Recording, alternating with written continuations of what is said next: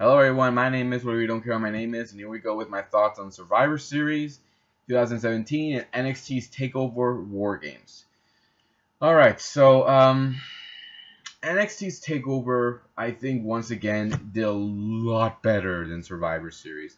Because I mean, when you look at the matches they had and how they were all booked, how they all went, a lot better than Survivor Series. Now don't get me wrong, I'm sure everybody on last night tried their best to give the crowd a good show, but honestly, the way things were booked, I didn't like it at all. Both shows started off a little differently. We had Lars Sullivan and versus Cassius Ono starting off for NXT, and then we had the Shield versus the New Day in a 6-man tag team match to start off Survivor Series. Lars and Cassius had a short match. It was 5 minutes, so it was not bad. I kind of figured since this was Lars' first match, but I thought it was still okay. But then when we looked to Survivor Series, the opening was the Shield versus the New Day. Good way to start off. I actually did like this, and it was pretty cool seeing the triple powerbomb from the top rope where they hit the move on Kofi. Man, I feel bad for Kofi. But you know what? Hopefully he'll be okay since he's got till tomorrow to, come out and have a match. Hopefully he doesn't. Hopefully they all get some rest. But this was a much better way to start off the show than NXT show. I'm saying it was not bad the way it started off, but I kind of fell a little short. But then when we got to the second matches, that's where it changes a little bit. We had Team Raw with the women versus Team SmackDown with their women, and a traditional Survivor Series 5-on-5 elimination tag match. While on NXT side, we had Aleister Black versus Velveteen Dream. That match, way better than the women's match. Many reasons why. One, because both guys, Velveteen Dream, man, he has such a great charisma. Everyone seems to love him. He's gotten over. He got over on Saturday. Aleister Black, he has just his aura around him that just makes him so... You just want to know a little more about him. You just want to cheer for him. You want to see what he's going to do. You want to know what's going to happen. It was a good match between these two guys. These two guys have great chemistry, and they had a great time of going out there and having a good show. For the women's side, I will say I didn't have much of a problem, except for the fact that Becky was eliminated first. It was down to Asuka, Natalya, and Tamina, and ended up with Asuka getting the win. So I kind of figured, I knew they were not going to have her get pinned or submit, and it looks like she might end up getting the women's title, which I hope she does. So it wasn't bad, but I kind of preferred the second match with Aleister Black and Velveteen Dream much better. Alright, well, we then get to the middle part of the show, which I will include the United States Champion Baron Corbin versus the Intercontinental Champion The Miz, the SmackDown Tag Champions, the Usos, versus the Raw Tag Team Champions, Cesaro and Sheamus, or The Bar.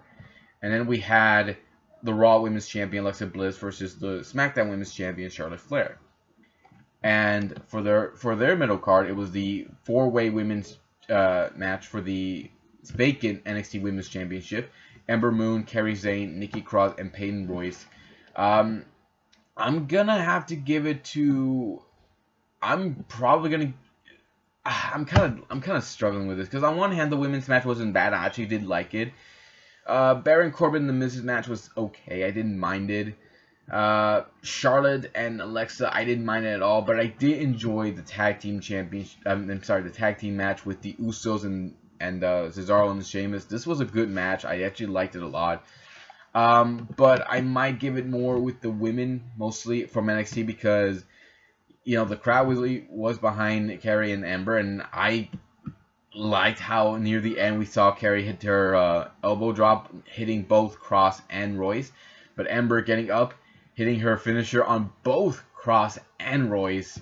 She ended up becoming Women's Champion, and the crowd loved it. I'm happy she won. I'm happy she became the NXT Women's Champion, and Asuka going into the ring, handing her the title, and just... It was great. It was a great moment. So I'm going to have to give that more, because although Survivor Series had their middle card doing good, nothing compares to that. That was a great moment for Ember, and I'm glad she won. And then we get to the champion versus champion, Brock Lesnar versus AJ Styles. And on the other side, we had Drew McIntyre against Andrade Almas. the NXT title match. Much better than Brock and AJ, because Brock and AJ, I knew going into this, Brock was going to suplex, beat the hell out of AJ, suplex, beat the hell out of AJ, and that's what we got. So I didn't really like it at all. I thought it was pretty stupid, and I hated it so much. And on the other side, we had Almas getting, some good reaction. I didn't mind that at all. And it started off a little slow, but it started to pick up, and that's what I liked about it. And Drew did make him look good.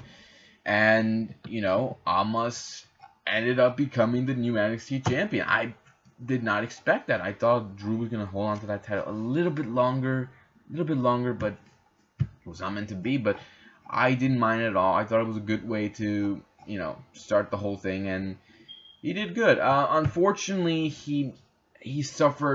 Drew suffered a possible torn bicep near the end of the match, so have to wait how things go. But yeah, for now, Drew is no longer champion. It's Almas. Happy for him. And you know what? For Almas, I thought it was a mistake to remove the mask, and then I thought he was not doing well. He was not doing well in NXT. But once they put him with Selena, I thought, this is good. This is what he needs. He needs a mouthpiece. He needs someone to make him look good, and she did that job well. So I'm glad she was able to help him. And, well, Almas, congratulations. I wish you luck as champion. I wish La Sombra his luck as the new NXT champion. I wish you a lot of luck. Then we get to the main events. We had the Survivor Series 5-on-5 elimination tag match with Team Raw versus Team SmackDown against the WarGames that we had at TakeOver, which was the Undisputed Era, the Authors of Pain with Roderick Strong, and Sanity. WarGames tore it down, man. Let me tell you right now, WarGames way better than the Survivor Series tag match, way better than any of the matches we had last night. This was awesome. This was an awesome match.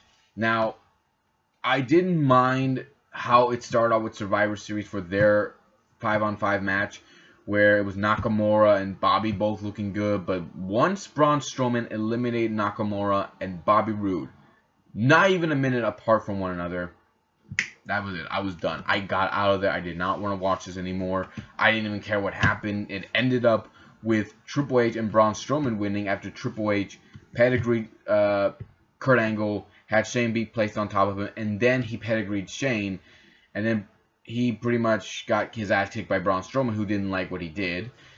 But with NXT, with the WarGames match, man, that was way better, because not only did they build it up, it started off slow. It started off with Adam Cole, with Eric Young and Roderick Strong starting it off, and then we had every 5 minutes the other teams would come in.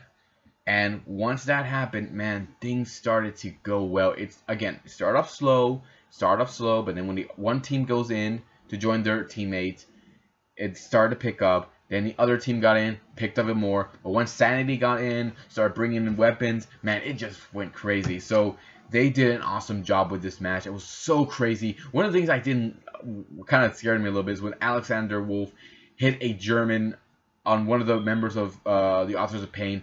Went right through 2 tables. I don't know how he got cut, but man, he got cut right along his head, and that was scary.